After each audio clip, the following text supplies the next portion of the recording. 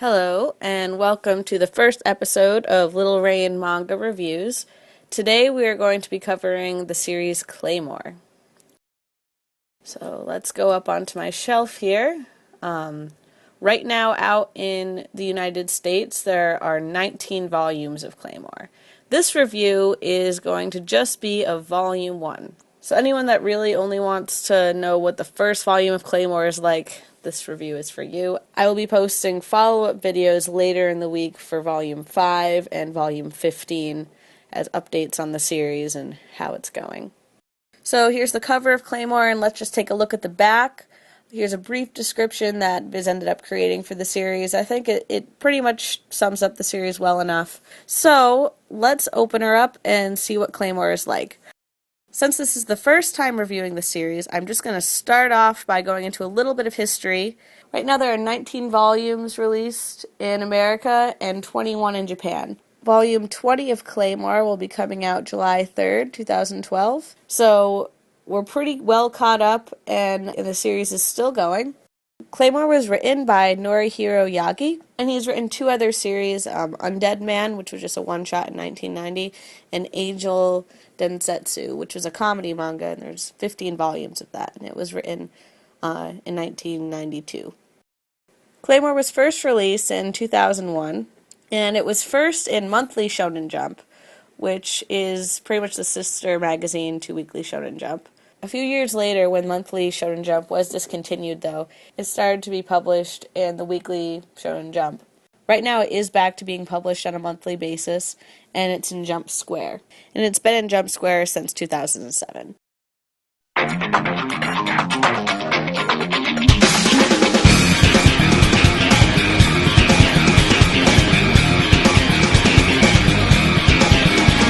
Claymore also did have an anime that was released in 2007, and it really only aired from April to September, and it was 26 episodes long. It pretty much covers the first section of the Claymore manga. There is a time skip at one point in the series, and that's pretty much when the anime version decides to end. I'm not going to be doing a review on the anime, but definitely check it out if you end up enjoying the manga. It's not that different. It has received some criticism for the way that it ended, but I think any anime series that ends prematurely is going to end up getting a little bit of scrutiny. So that's it for basic information on Claymore. Right now I'm just going to get onto the story and general feeling for the manga. So my first thoughts on the series when I saw it was that it looked like a fantasy that I probably wouldn't be interested in. It looks like it was kind of based in a more European fantasy, and the style was going to be very detailed and complex. And honestly, when I picked up Claymore, that wasn't usually what I was looking for. I took one look at it and thought, yeah, I'm probably not going to like this. So Claymore is really one of those series that just kept being suggested to me over and over again, and I kept turning it down. But then one day when I actually went into a store and it turned out there were a couple of used volumes hanging around, I decided to actually pick it up. So let's get on to the story. So Claymore is based in a fantasy world with monsters called Yoma. So Yoma pretty much disguise themselves as humans and live among other villagers and try to prey on, weaker people or people they could take advantage of. And in this world, there are also people known as Claymores, who are half Yoma and half human, and are controlled by this greater organization. Because they're part Yoma, they have super strength and other supernatural abilities, but overall, they're also really shunned by society. They also don't really go around doing this for free. Towns need to pay in order to have their services and in order for the Yoma to be taken out. And they don't really pay the Claymores, they end up paying this organization. So even though the Claymores are kind of shown as being this extremely powerful entity, they're also really being taken advantage of by the organization. And I'm not going to give away much more because that's really all that's covered in the first book. So one strong point about the manga is that it has good, strong female characters. They are still a little sexualized, as you can see in one of the scenes where Claire is naked, and also another scene where she ends up appearing in front of one of the organization members, checking out her wound. But she is still completely naked, so it's kind of throwing it in the reader's face that she is indeed female. So while she is strong and seemingly independent, she is pretty much owned by the organization, which is represented by the man in sunglasses that we see a few times here. So I'm almost torn in saying whether or not this book really breaks the barrier on gender identity and gender roles. But just overall, it's nice having a strong female character. Another thing is it's not going to be like a lot of other shonen titles. It's a lot darker. And Claire is almost like Saya from the manga and movie Blood of the Last Vampire, even though there aren't exactly any vampires. But if you actually have seen that or read that, you'll kind of know what I mean, in that there is a strong female character controlled by an organization that's fighting other monsters that are kind of hidden within the general population. Another thing about the story is it's not too complex, for better or worse. So if you're really expecting a complex fantasy, you might be a little disappointed. But it kind of takes away some of that complexity that other fantasies have and really brings it right down to a very simple plot that even younger readers could enjoy. Overall, I'm going to give the story an 8.8 because I think this first volume really is chock full of really interesting kind of episodic storylines that most would enjoy reading. So now we're going to move on to the art. And the art was one of the things that was a little off-putting to me when I first got into the series. And it's very detailed and lets you know right away that it's a fantasy series. And the presentation almost seems a little bit like the manga Berserk in its detail and how they draw monsters, but it kind of shies away from the regular goriness that we might see in other detailed works. Another thing about the art is that it has really amazing action sequences that are clear and concise. There is going to also be some blood, and a little more than you might be used to in other shonen titles. However, it's actually not as gory as it is kind of stylistic.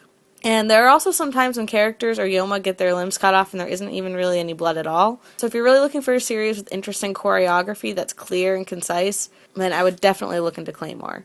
So overall, I'm going to give the art a 9.0, just for how fluid a character moves from panel to panel and how detailed some of these layouts are. So really, if you're ignoring this series for the art, I would give it a serious chance.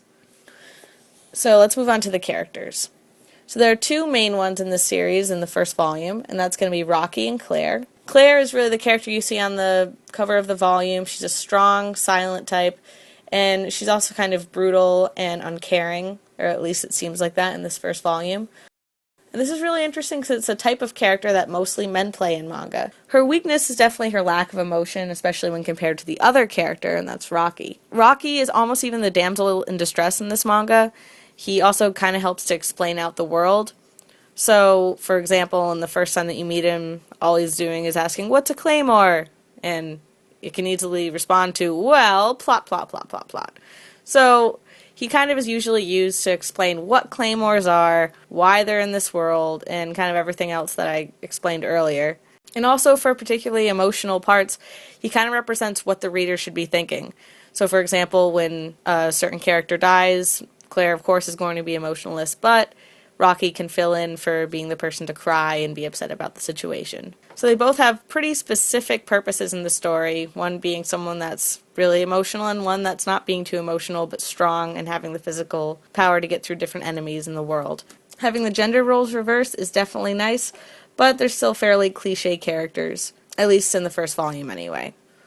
So my rating for the characters is going to be based more on what their potential is and not necessarily just how much they develop in this first chapter, because honestly in the first chapter there shouldn't be that much character development because it's hard to have a whole lot happen.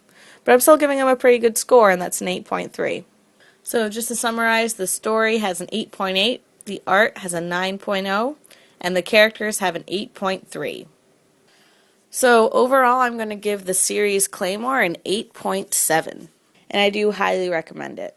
As far as availability goes, the first volume of Claymore is available on Amazon right now for $7.99, and Claymore was published for $7.99 through Viz up until volume 15, where it goes to being $9.99.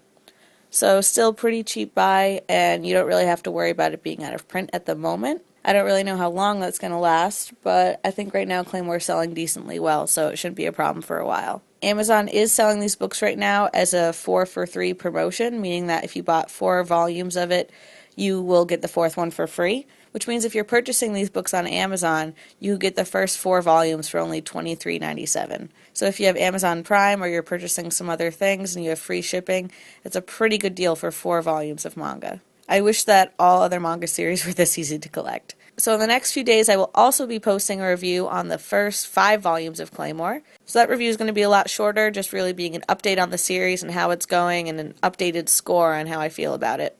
And a little while after that, I will also be posting a review on the first 15 volumes. So after that, I have a few ideas on what manga I'd like to review, but if anyone else really has any you've seen on my shelf that you want, just put it down in the comment sections and I'll probably consider it. Alright, I'll see you next time.